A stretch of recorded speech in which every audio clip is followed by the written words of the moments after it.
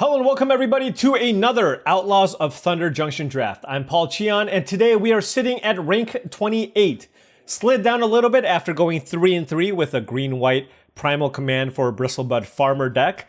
You know, I actually rewatched that draft and just try to figure out where I needed to be. And honestly, based on what I saw in terms of the other colors, I just feel like no matter what I did, I probably would have ended up with a bad deck. But hopefully the packs break a little differently here and we get something sweet. Would love to draft that awesome Dimir Crime deck that we lost to in the last round. So we'll see if that's a possibility.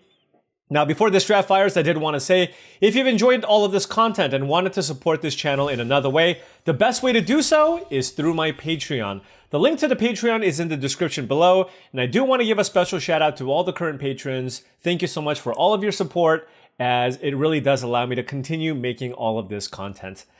Okay, ready up? Let's go.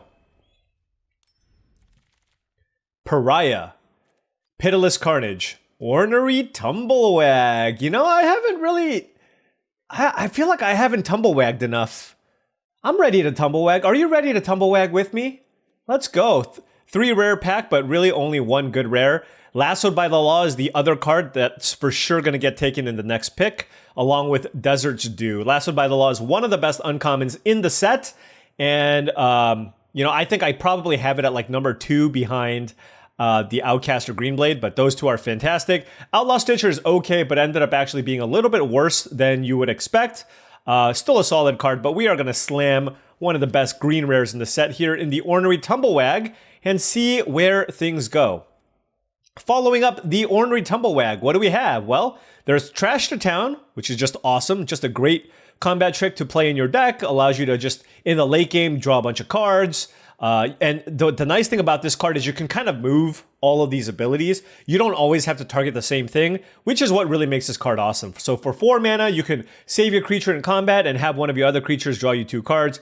Excellent, excellent card. And definitely something that I'm going to take to follow up the Tumblewagg. Tyrant Scorn is a good removal spell, but of course I don't want to start out the draft going blue, black, green. I think the other consideration is something like a Take Up the Shield, which is a nice way to protect your Ornery Tumblewagg, but I think I'd rather just take the green card here, and I do like Trash to Town as a combat trick. So let's try to cut off the green, although that usually doesn't work out very well, but we'll see. We'll see where things go.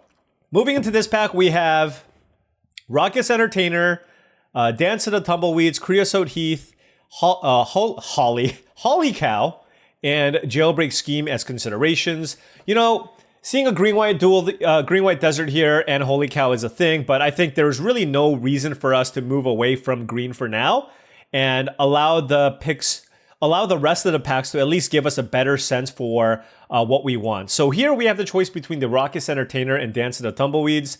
And honestly, for me, I found that this format's not necessarily about curving out, and I just find that this card is actually much worse than it looks, and I like Dance of the Tumbleweeds a lot more. So I'm going to take Dance of the Tumbleweeds over the Raucous Entertainer. This card has just been fantastic for me. It allows you to play all kinds of different colors, and for 6 mana, you just get a 7/7. So I feel like in all of my green decks, I always want a Dance of the Tumbleweeds, so I'm not going to take some random 2-drop. Honestly, Raucous Entertainer, to me, is not that much different than a Bristlepack Sentry or a Voracious Varmint, in my opinion.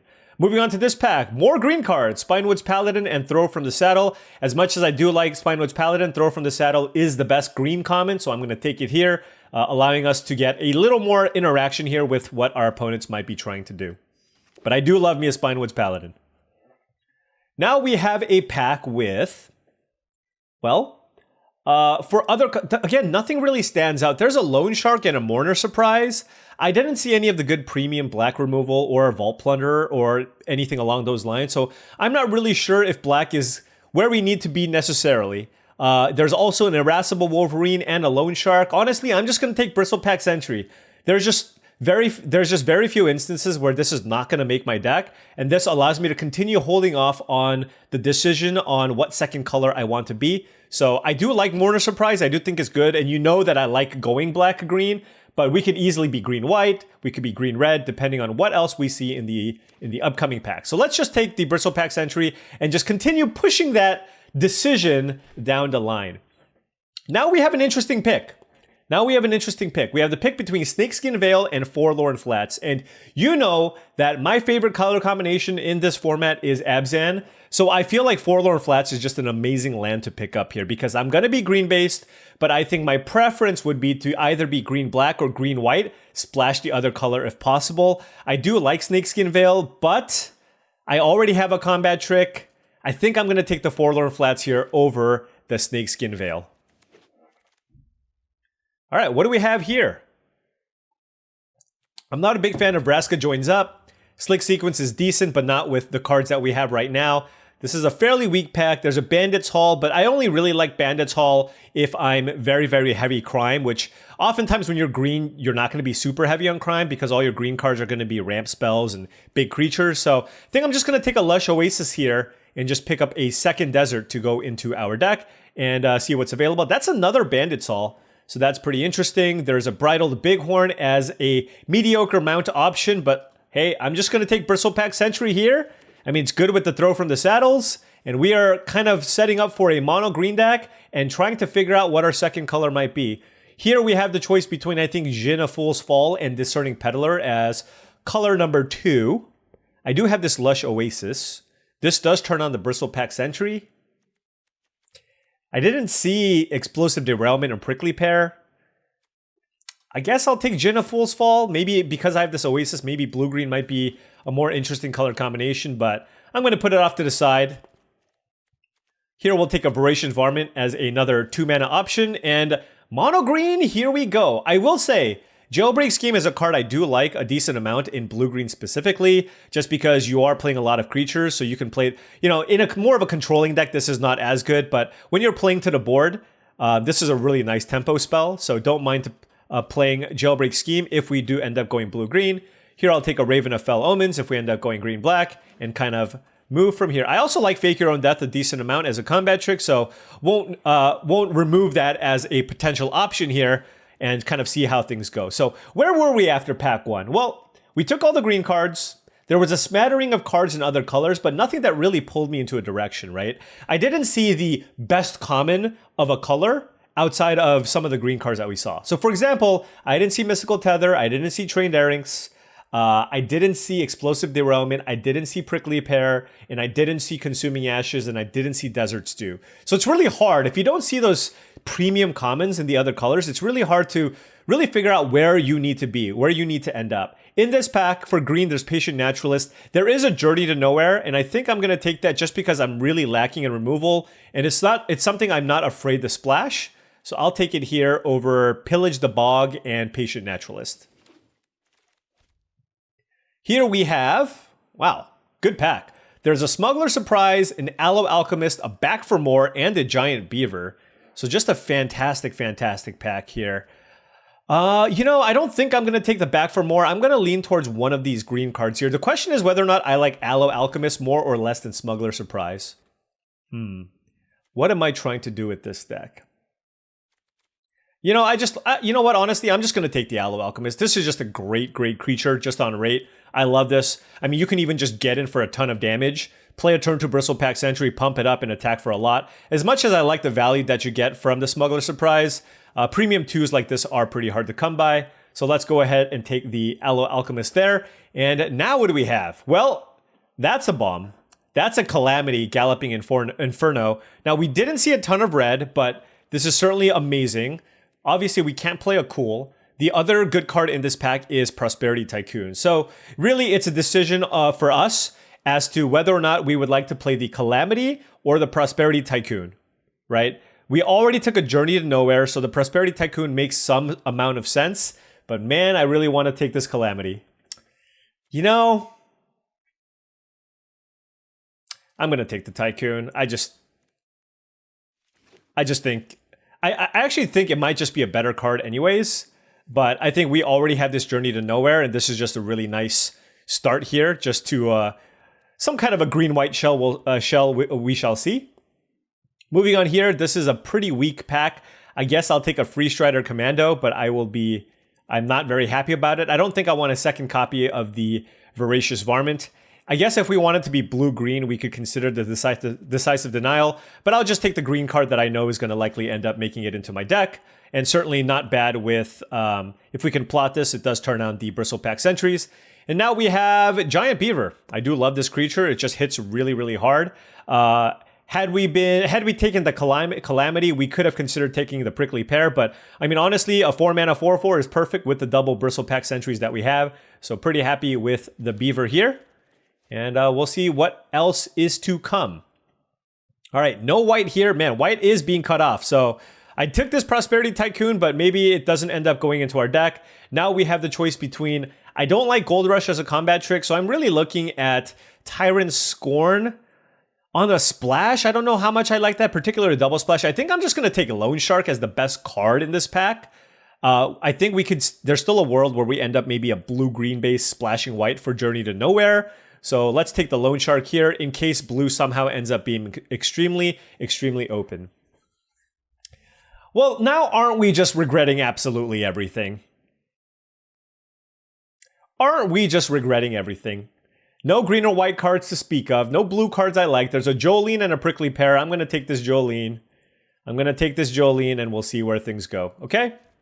Here's another 4-power creature, which seems pretty nice with the double Bristlepack Sentry. So I do think I'm going to take Drover Grizzly here over the Jagged Barrens. Black cards are just nowhere in sight. Let's hide the black cards here and take the Drover Grizzly out of this pack and move on. Here we have a Hard Bristle Bandit. That's a really late Hard Bristle Bandit. I mean, it's not insane. There's a Pillage the Bog, but black didn't seem especially open, so I'll take the Hard Bristle Bandit here. And now we have Steer Clear versus Oasis Gardener. How many mounts do we have? 2? I guess I'll take the Gardener in case I need some more mana fixing. Man, we are having a tough time figuring out what our second color is supposed to be. We saw a Jolene. We have a couple of Jailbreak schemes. Certainly we could have taken a Calamity, but I mean, nothing just amazing in any of the other colors. I mean, maybe we are just kind of a blue-green blue-green tempo deck, but man, if blue's open, you would have expected to get some great blue uncommons, but we have none, right? No Slickshot Lockpickers, no Dock Hourlocks, no Marauding Sphinxes, none of those cards. Really happy to table that Snakeskin Veil, so I mean, the Mono Green Dream continues, and wow, that is a Roxanne. We do have this Jolene. This is a really good pack. There's also a Lassoed by the Law and a Beastbond Outcaster. So, the question is this, friends. Do we just say our blue cards stink? And are we just going to splash to Roxanne with our Hard Bristle Bandit, Dance of the Tumbleweeds, over something like a Lassoed by the Law? They're both really good cards. All right, look, it's a sweet rare. I'm going to take it. Lassoed might actually be the correct pick. And I really, really, really, really, really wish that I took the Calamity. Okay? All right? And I was wrong. I'm going to take this red-white desert to try to fit this Journey to Nowhere into my deck. And we will play something like this for now. That's a Pest Infestation. I'm going to take that. I don't think I need to look at the rest of the pack, but I guess I will. Consuming Ashes is a decent removal spell. Snakeskin Veil, Eartha Joe, but let's slam the Pest Infestation. The really nice thing about Pest Infestation is the fact that you don't need an artifact or enchantment in play to be able to cast this for a lot. So that makes this card that much better. And if you play against white, you will almost always have a target. You're going to have a Mystical Tether or Buried in the Garden or something to kill. So that makes this card extra nice. Take another Snakeskin Veil out of this pack. We don't have a lot of removal spells, but I think these Snakeskin Veils are going to have to do a lot of work for us. Not really interested in a Bandit's Haul out of this pack. So here it is. It's like mono green, splash red, and white. Is that kind of where we're at? Now that's a Repulse? Goodness. I mean, I'm not going to splash blue for Repulse, so it is what it is. I think I'm just going to take another Drover Grizzly, just because we do have the double Bristlepack Sentries with the Jolene. We have a few 4-power things matters, along with Throw from the Saddle, so I will give this a shot, just to fill out our curve. And another Consuming Ashes 6 pick now. I saw no black, almost no black in pack 1, and now we're seeing all of these cards. Okay. There's a Bucolic Ranch here, and we have 4 mount cards. Okay. That's something to consider. And I can also fetch for it. There's also Tumbleweed Rising, but you know, I actually like the Bucolic Ranch. I'm going to take it here. Especially because we have Dance of the Tumbleweeds. I really do like having one copy of this. And we're going to be mostly mono colored. So our color requirements aren't even going to be too crazy here. Here, I'll take another Varmint in case we need it for our deck. And I guess I will take a Hard-Bristle Bandit. We don't really have any desert payoffs here, huh? I'll take the Hard-Bristle Bandit here. And yeah, this, another Dance of the Tumbleweeds. I don't mind this. We have a lot of mana, so the ranch is actually going to be quite nice here. And I guess we don't need Lush Oasis or Forlorn Flats. I suppose I can see a world where I play this Irascible Wolverine. 1, 2, 3, 4, 5, 6, 7. Okay. And maybe... you know what? I actually probably need this Trick Shot. I have like no removal. So I think that's something that I'm going to play. And okay, this is a pile of Magic the Gathering cards. I am not the most confident in this. It was really weird. And we basically have kind of a mono green deck splashing red and white. Not many desert payoff type effects. Certainly want 9 there. And then, like, is it something like this? 12, 15, 16, 17. I think I can also cut a land.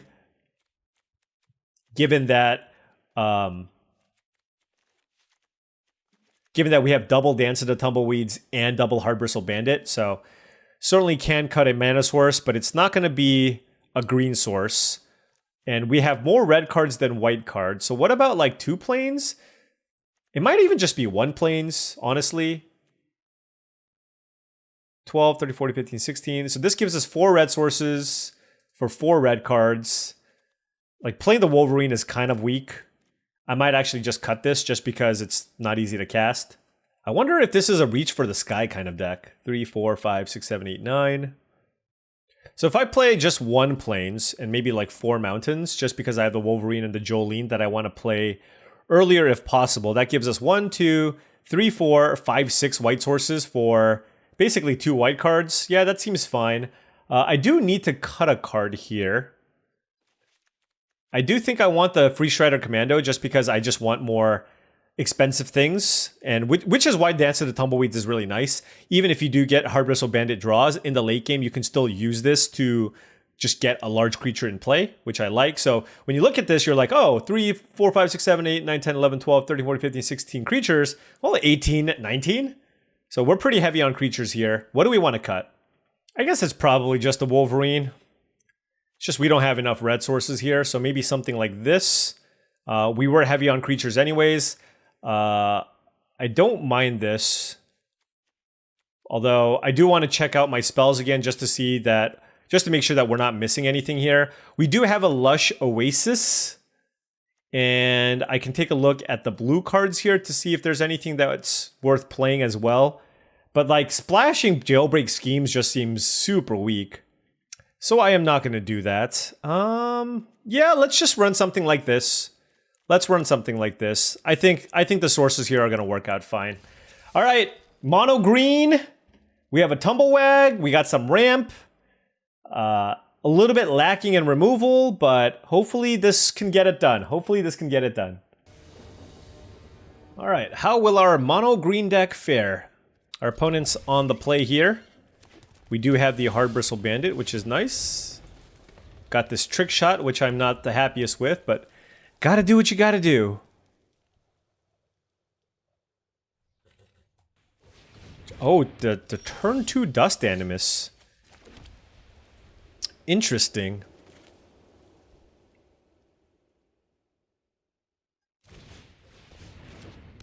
Alright, we'll go with the Hard-Bristle Bandit. See what they do. I mean, this thing is definitely going to get in for a good amount of damage, but wow, that is an aggressive play, I will say. Alright, we will just go ahead and just play a couple of critters here. Not gonna plot this just because I can't actually... I want to be able to double spell this turn, so I prefer this. And then next turn we can plot with Aloe Alchemist and get in for a lot.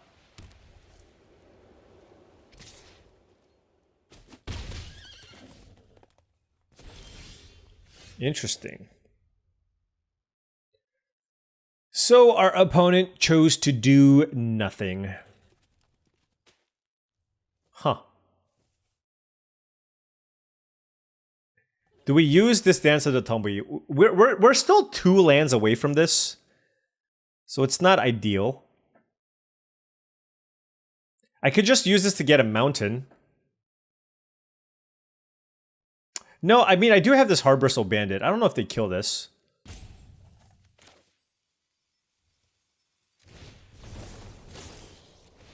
I'm actually gonna get a Bucolic Ranch, I think. Oh my god! What a beating. Aven Interrupter. Holy cow. So I have to pay 2 mana next turn to attack with this? Okay, I guess we'll attack with our Varmint. Man, that prevented us from plotting our Aloe Alchemist. Wow, that was a huge beating.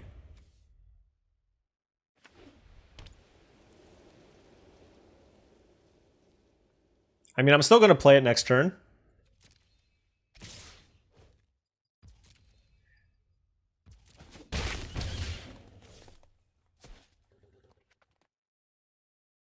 Just use like a removal spell. Why don't you do that? Just main phase derailment something.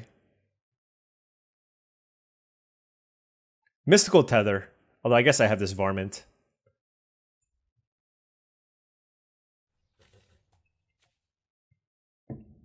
So... Oh, if I draw a land though, I can actually make a creature, right?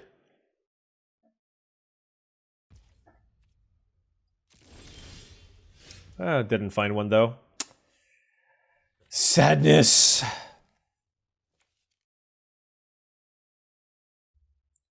Yeah, this is kind of rough.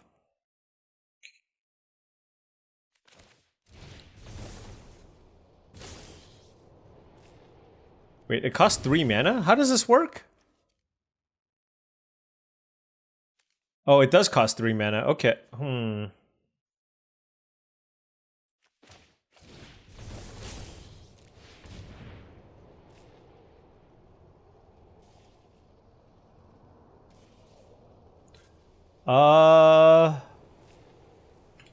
I guess I'll do Abraded Bluffs.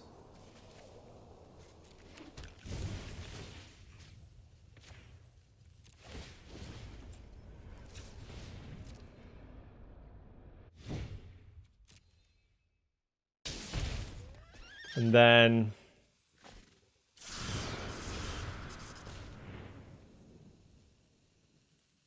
God, this is so brutal. Hold on. It's like, do I want to just attack with this, or do I still want to plot this? If I plot this, I mean, I can't even play it. But it allows me to get in for a lot.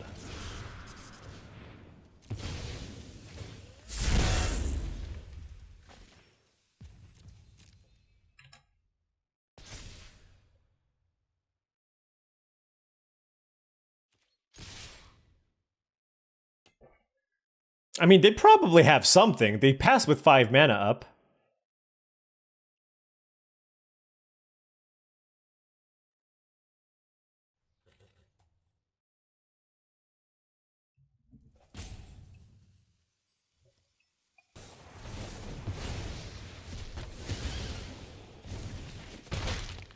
Ah. I see. Yep, that was really good. I mean, I have this trick shot now for the Dust Animus. Although, I might just kill the Interrupter so I can play this. But again, I mean, they're just passing every turn, so it's all like impossibly difficult here to race what they have because I don't have anything with reach. Trained Erynx. Trained Erynx. Wow, their deck is awesome. Was white open for them, you think? Maybe.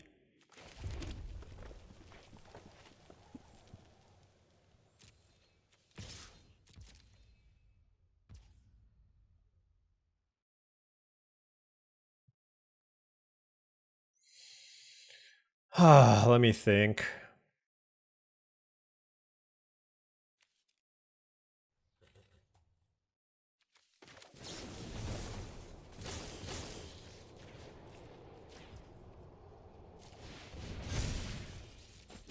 I'm gonna do this to just try to find some answers. Okay. That failed horribly. Oh, man.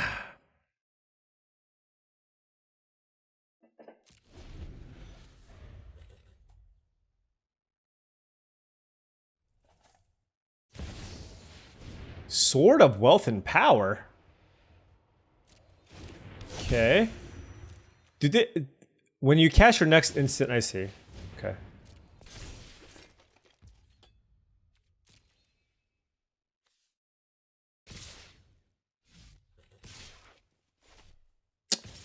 Did they mean to saddle? What are they doing? Okay. So do I kill this sword? Man, this is so brutal. It does prevent damage.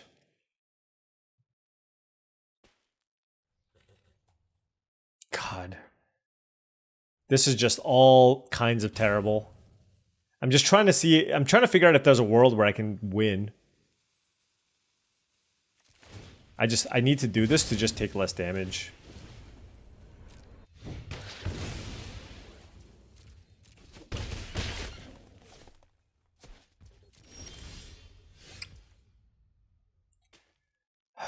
Okay, 3, 4, 5.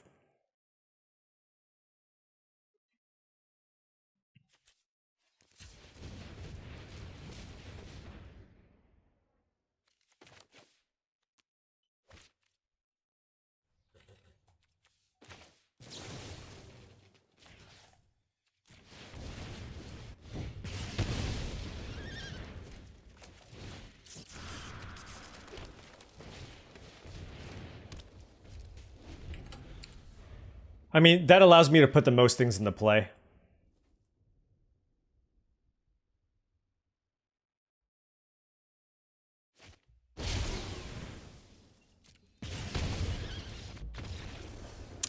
I should be able to hexproof that. It's okay. All right. 0-1 start. Our opponent had a nice Boros rare deck and was able to just kind of tempo us out. That interrupter got us really good. All right, moving in the backwards direction, but hey, this is a hand where we have our bombs. No 2-drops here, but Tumblewagg turn 3, Roxanne, okay.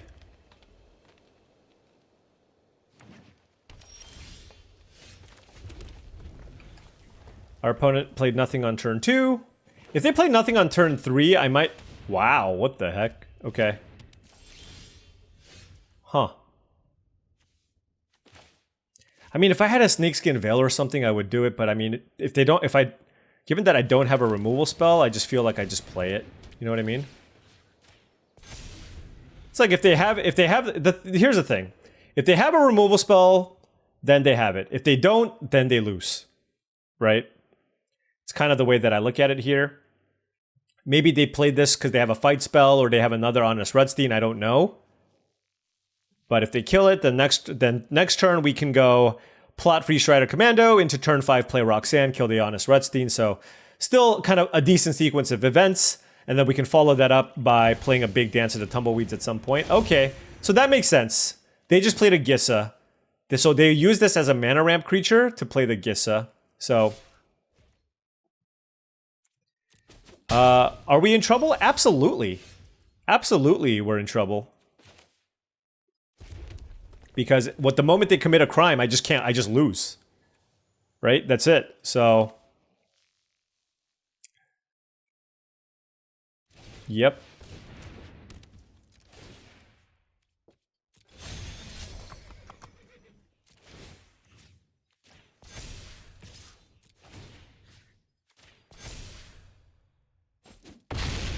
I mean, the hope is they just don't have a removal spell. Also, why did I tap like this? I mean, granted, if they had a removal spell, they would have used it anyways. But it's like, oh, they committed a crime. GG. Oh man. Okay.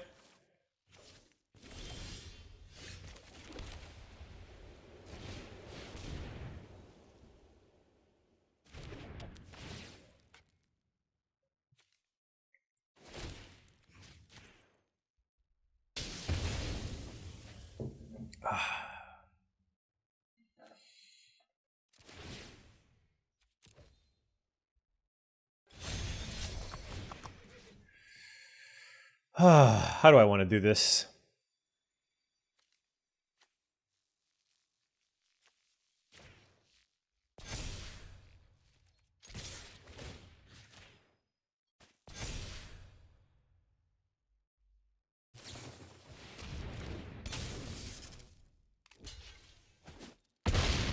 All right. They had to chump for a turn. Now I can actually saddle the Drover Grizzly. Additionally, I do have Aloe Alchemist to give my Ornery Tumblewagg trample. So, I mean, if they don't have a removal spell, I mean, we're at 12 life. We're not quite dead yet. Next turn, we have access to 3, 4, 5, 6, 7 mana. And we can deal 2 damage. So, we'll see. Right? This is certainly just on whether or not our opponent has... Oh, and they didn't! Oh my gosh! Rare versus rare. Rare versus rare, and Ornery Tumblewagg gets it done, and that's why the card is awesome. You play that turn 3. If they don't have the removal spell, well, GG. All right, round 3. I need to get a new chair. This thing, it's making some sus sounds. I swear it's not me. Okay, anyways. It's a great little beatdown hand. Turn 2 Keykeeper from the opponent. Oh, wow. That's an Ornery Tumblewagg.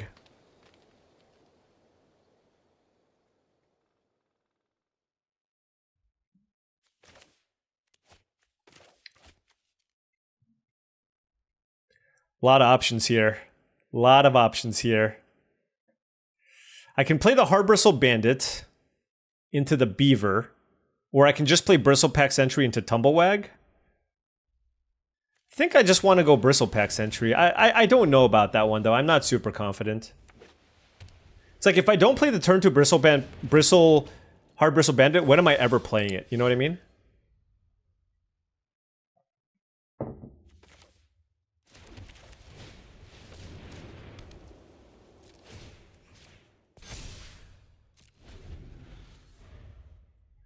Well, we have the Voracious Varmint, and they played 3 planes, right? So if they play an Exile removal spell, we're actually fine.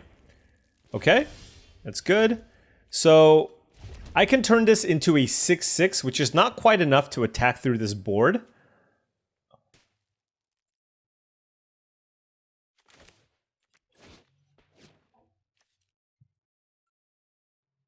It's just, I'm wondering if I want to put a counter on the Tumblewagg still. I think I still do.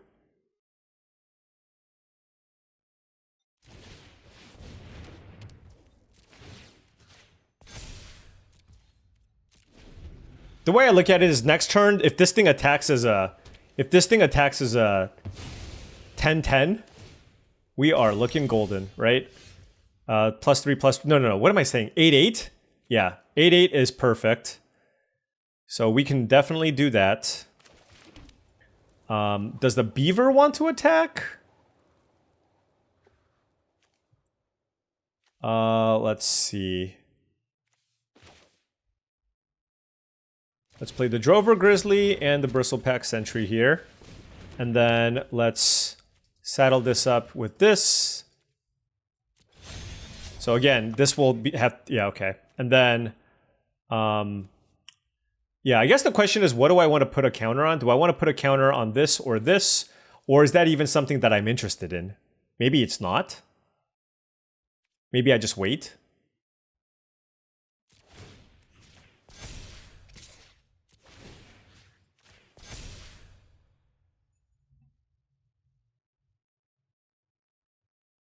I mean, they don't have good blocks. And then next turn, they're just going to be on chump block duty, right? So, doesn't seem like the worst spot here.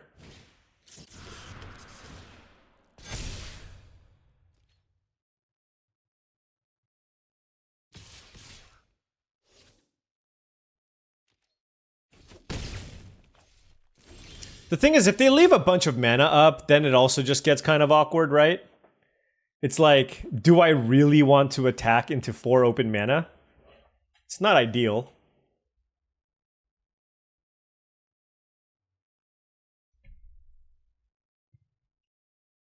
Like, they're not playing plays for the turn, so I can probably just afford to play this kind of slow.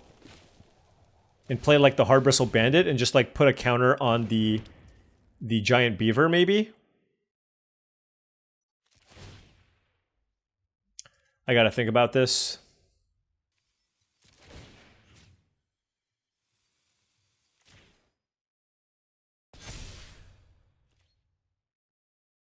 Wow, they didn't tap anything.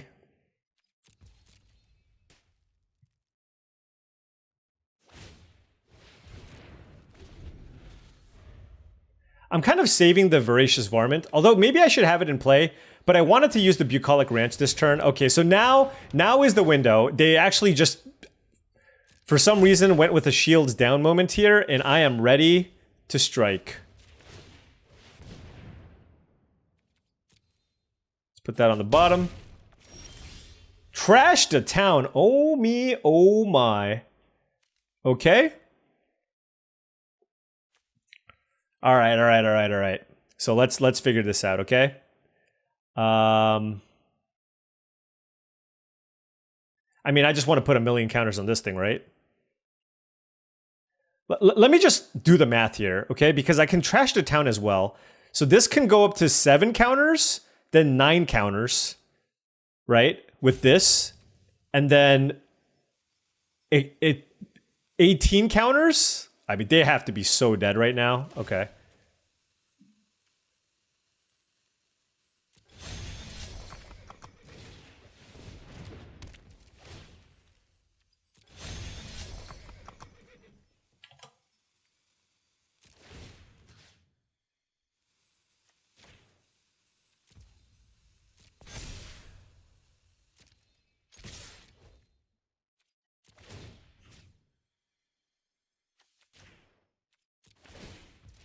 Yeah. Okay. They were just like, well, they couldn't tap down my mount creatures anyways. All right, Ornery Tumblewagg 2. Ornery Tumblewagg win count 2. That's a good card. Let's keep drawing it. Let's keep it going. Easy. Tumblewagg? Wow. No Tumblewagg. Unlucky. I forgot I had Pest Infestation too. This deck might actually be better than I gave it credit for. Or at the very least, we have powerful cards. Gonna keep this hand. We have Bristlepack Sentry. Can't really attack with it, but we do have Trash to Town at some point, and then Pest Infestation. So whenever we have Pest Infestation in the opener, we certainly want to play against white decks, as they typically have the most enchantments with Mystical Tether and Buried in the Garden and Lassoed by the Law.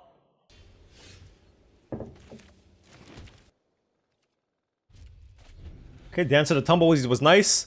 It allows us to ramp into Roxanne. We can even get a red-white land, which is really, really awesome. Blue-white. A rarity. Well, if they play something, then it is what it is. Oh, never mind.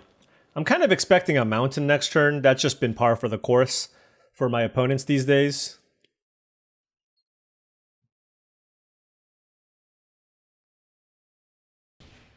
Free Strider, look out.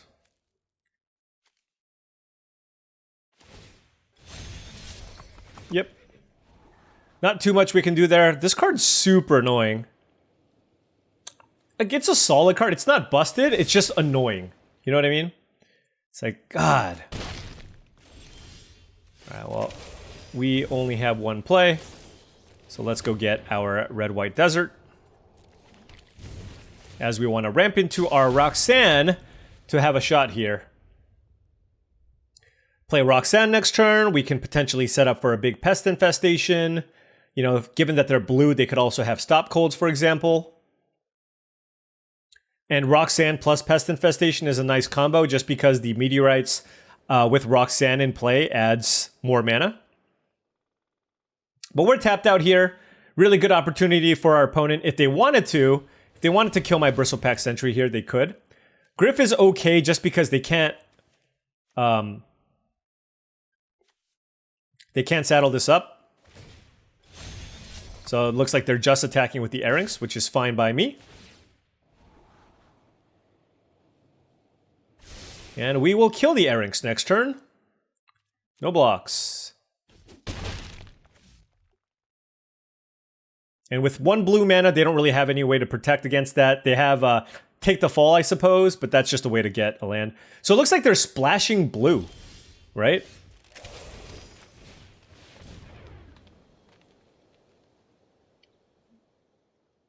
Maybe Slickshot Lockpickers, Repulse, cards of that nature. We'll see.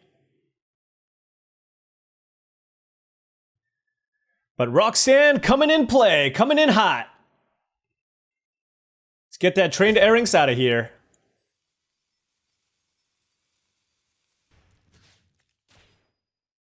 No point attacking my 3/3 into their Congregation Griff.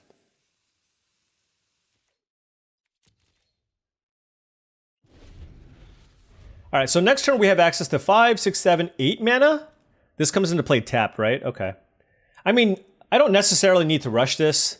I am totally good with being able to use Trash to Town, for example. They could have a Bite spell or something to kill the Roxanne as well. Certainly if they have a removal spell, they absolutely will use it here. And for me, I'm just hoping that their removal spell comes in the form of an enchantment and not a Bite spell. That's a Drover Grizzly, and Congregation Griff will get in the skies. Wait, I don't understand this. They played a Drover Grizzly? I'm just gonna meteorite that thing. I guess they just didn't have a better option?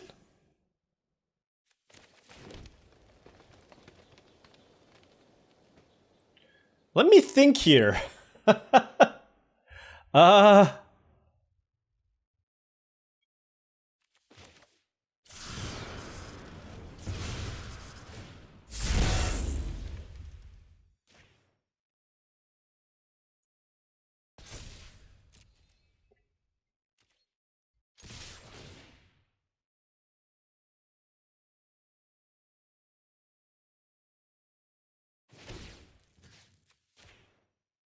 Okay.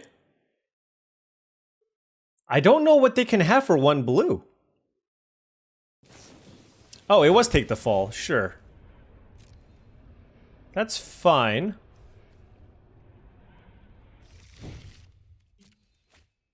They missed. Okay. So here's my question. 3, 4, 5, 6. No, I think I just play a Drover Grizzly. I was considering whether or not I should Trash to Town, but I think I kind of want to use it as a combat trick. 2, 4, 5, 10 mana next turn? Alright. Ariette's Lullaby, okay. Good beats. No way to protect it, really.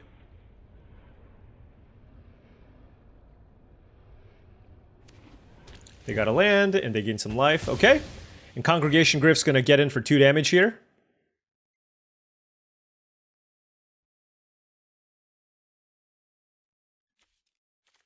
Are they... What are they splashing? Throw from the saddle, huh? That's a 2/5? Do I want to use Trash This Town to put 2 counters on this thing? I know I would like to draw the cards, but I do. I think I just want to keep this in play. Oh, I can't! I can't! It doesn't tap for multiple mana.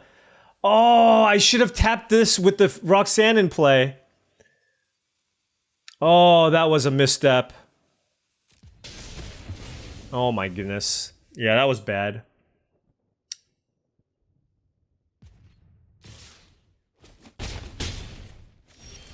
That was horrendous. I needed to tap my Meteorite. Oh my gosh.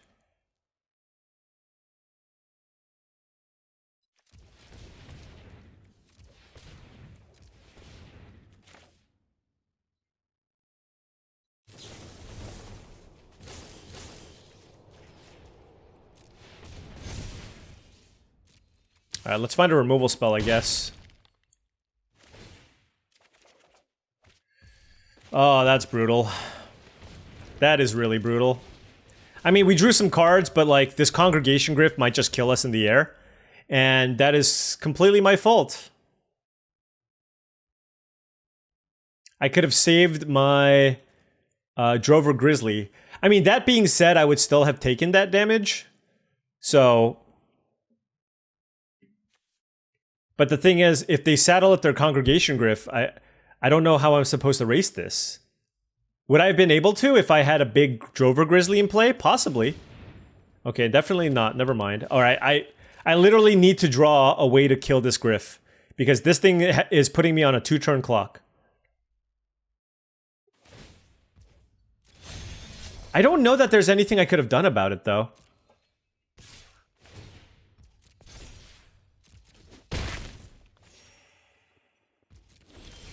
Yep.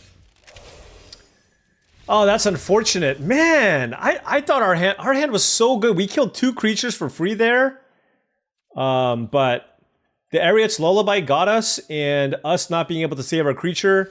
And I guess we just took a little bit too much damage early. The Trained Airings did some work. I have to look back on that one to see. But I mean, I went turn 2 creature, turn 3 get a land, turn 4 Roxanne attack, right? So I'm just like, they were on the play, and the Trained Airings did a lot of damage to me, I guess. Yeah. Oh man, okay, 2 and 2. We are getting kind of stumped. Okay. We got the Tumblewagg. This could be a good time for us to try to save it with the Snakeskin Veil. So I'm hoping that I draw another Forest. Because I don't really want to play the Tumblewagg turn 3, but like, what if I just don't have anything to play at all? Now, I did draw the Bucolic Ranch, so maybe I should wait. So I can go Abraded Bluffs here. The next turn, I can cast the Ornery Tumblewagg with the Bucolic Ranch. Yeah, that's what I'm gonna do. I mean, this card is just so good. Like, I should just be trying to focus on trying to keep it in play. So let's go green, Tumblewagg.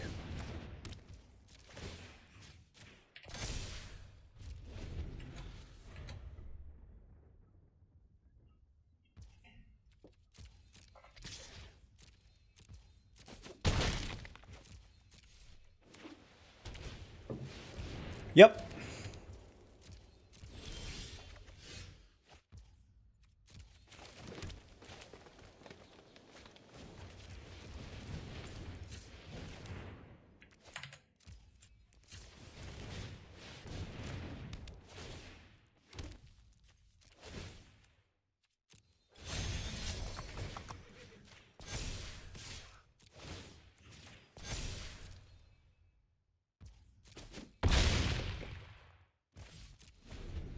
I mean, we're getting to the point where they're going to have to basically start chump blocking the Ornery Tumblewagg.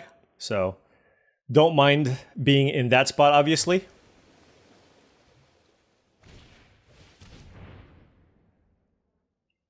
Humiliate? Oh, that's brutal. That is brutal. Oh, man. Do I just put a counter on here anyways? If I don't care about this? So this can go to 5, 10, 12 damage. All right. I don't think I should just use this. They're going to get the Snakeskin Veil, though. Man, they had the counter. So my creature can attack for... I mean, obviously there's a lot of different things I can do here.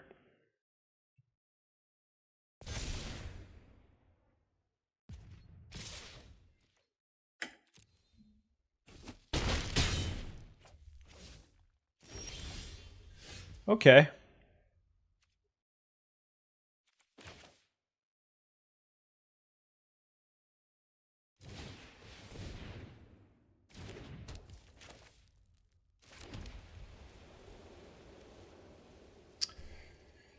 Okay, I see. I think I might want to keep this back. But let's kind of make them have it here.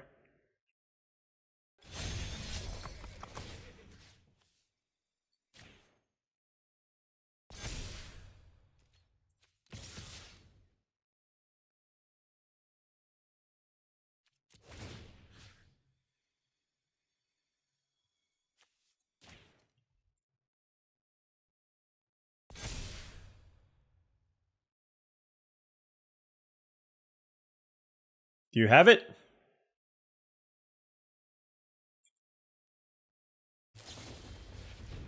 Yep. This town ain't big enough. Yep. I mean, I feel like I had to go for lethal, but I wanted to also put myself in a pretty good situation with regards to my life total. So they're at 8 life. The question now becomes whether or not I want to have a 3-3 in play or play this next turn as a 5-5. I think I want to plot it.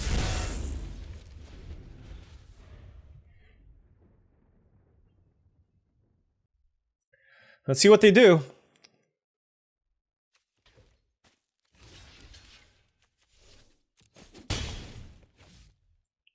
I will say, props to the opponent for still being as aggressive as they are. Like, big cojones is all I'm gonna say.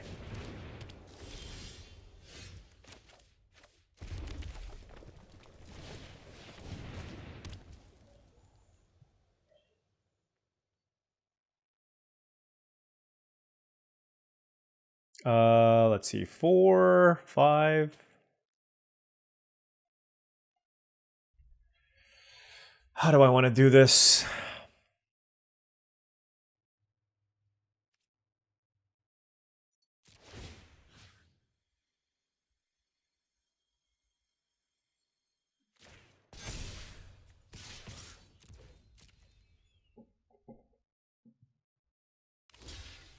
That's fine.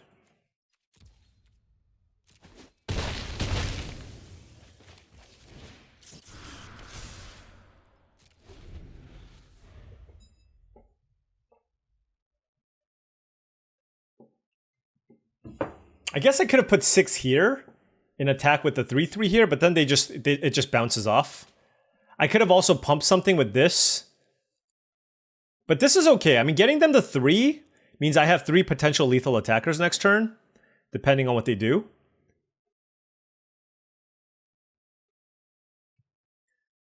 And the way that they've been so aggressively attacking me does make me a bit concerned, right? What if they have another this town ain't big enough or something along those lines, which is why I'm just playing it kind of pseudo-conservatively here. Sterling Supplier, fortunately, doesn't do anything. All right, so let's Bucolic Ranch. Oh! I will keep that one. I will definitely keep that one. We're at 3 life, though, so we got to be pretty careful here. We obviously do want to go for... They have 1 mana, though. Hold on. 1, 2, 3. Okay, let's do this for 3.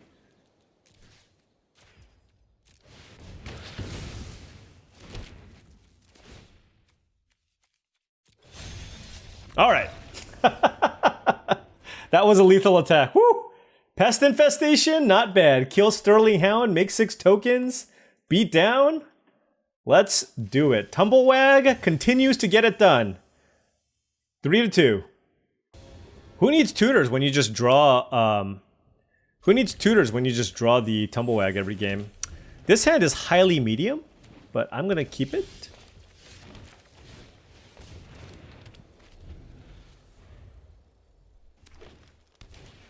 Hard Bristle Bandit as well from the opponent. Huh. The problem is I don't have a 4-power creature here, so it's like pseudo awkward.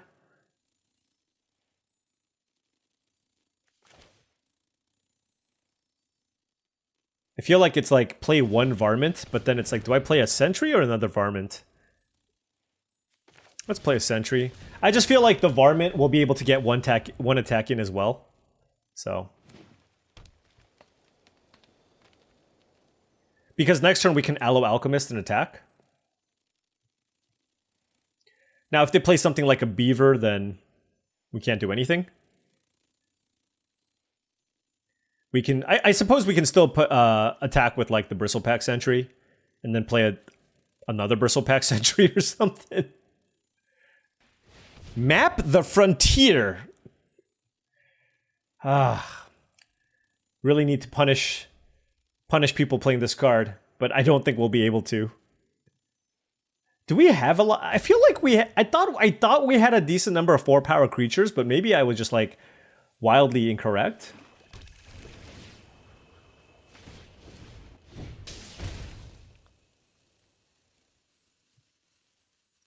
All right, so next turn we're gonna go, I mean, depending on what we draw here, obviously. We have 4 mana available. Skullduggery? What? Okay, that's good. Should have played the other Bristlepack Sentry, huh?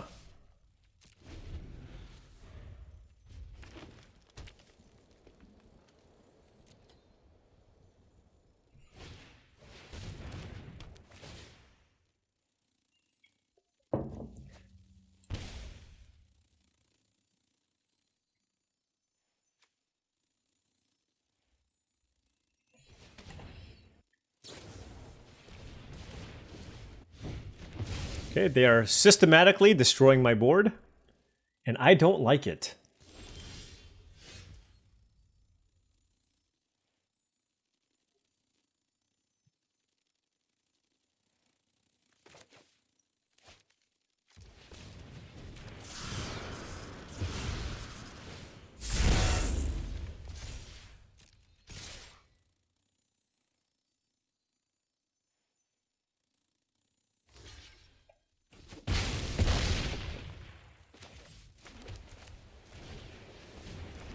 I mean, I don't have another 4-power creature, so I feel like I play the Varmint. Just because there's a shot this one can attack. We got them down to 8, but we're kind of out of action here.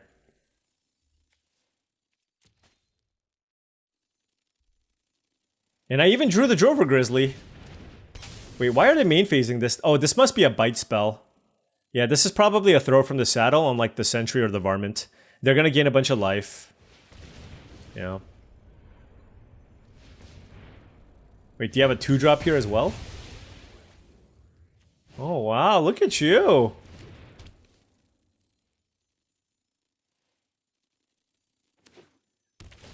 All right.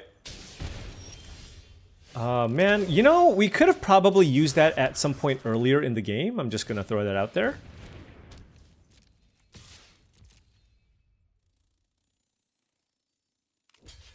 I'll let this happen. I'm going to keep my Snakeskin Veil. What I kind of want to do is hope they use a removal spell on one of my creatures and then use Snakeskin Veil to like attack with both. But like I think it's a little too aggressive to just attack. What is this? Free Strider Commando. Okay.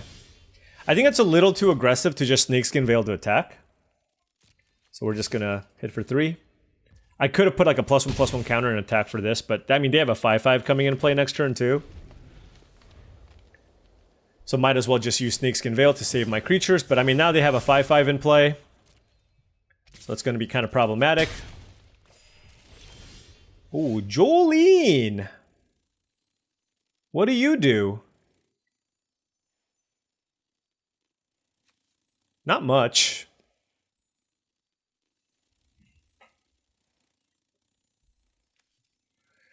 When you attack with one or more creatures, so let's say I attack with my Bristlepack Sentry. Oh, it doesn't have 4 more power anyways. All right, well, I'm going to play the Jolene and then just pass, I guess.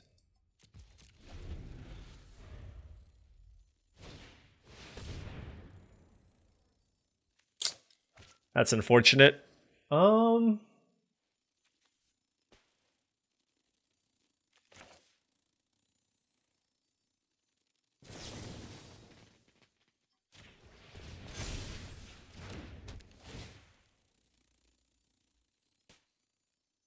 That was a really good top deck. I guess we drew Jolene. We can't complain. You have something else? Should really get in the habit of using the Hard Bristle Bandit first.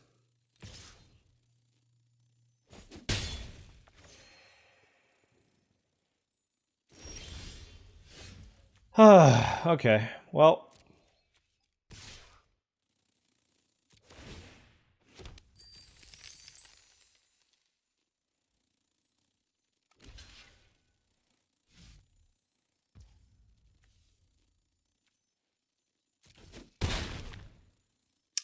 And I suppose we pass.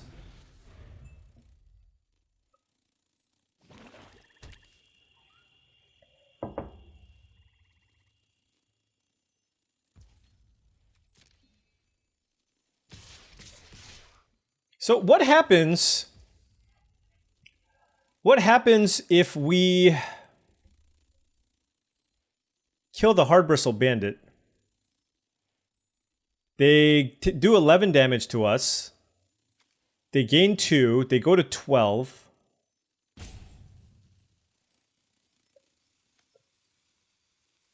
And then we kill them? This is assuming they have nothing, right? So once again, we kill the Hard Bristle Bandit and we... Yeah, all right.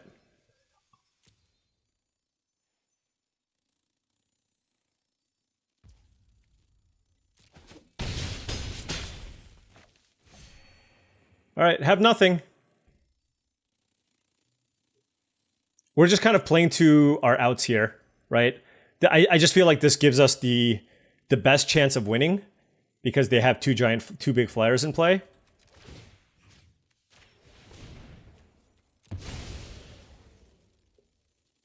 It would be pretty sick if this worked. Like, it would just be pure justice, you know what I mean? But I don't think it's going to, and I'm about to cry. Cry a big tear.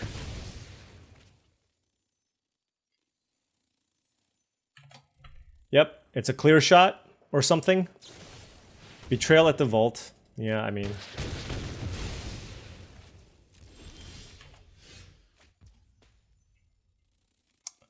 Oh well. Them's the beats. I kind of just wanted to go for the win, but they kind of outdrew me by a little bit there at the end. It was really close. And that is how the cookie crumbles. 2 and 3, sadly here.